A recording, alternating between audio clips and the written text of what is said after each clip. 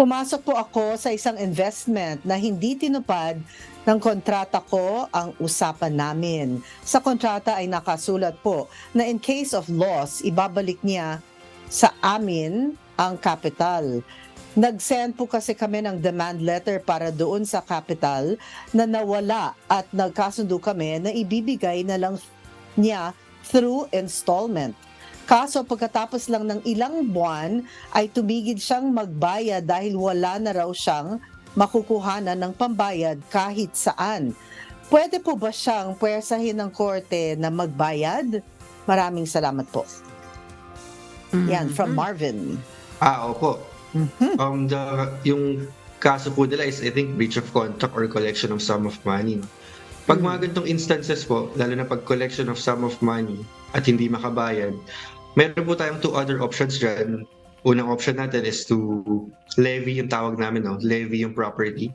So, kukunin yung mga properties niya na pwedeng ipambayad, ibebenta sa public auction, and yung proceeds or yung value ng pagbenta ng property o kung magkano man nakuha sa pagbenta ng property, i-apply kung magkano yung utang. Pag hindi pa rin siya feasible, pwede naman tayo mag-garnishment.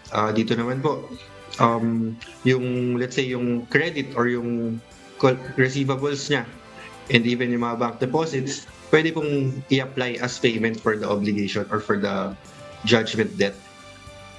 Okay. Miss Jackie, tatanong ko ulit. Pagka ganito, gaano o katagal? Ilan taon na itatagal ng kaso, Attorney Kyle? Well, sa ganito pong instances, ano na po siya, again, ito na yung mga nangyayari after ng kaso, so post-judgment remedies na po siya. Yung mga ganito na po, medyo mabilis naman siya kasi tapos na nga po yung kaso. So it's just a matter of enforcing the decision. Mabilis-bilis naman po ito, hindi naman po ito umaabot ng taon. No? Siguro baka months, pwede na yan.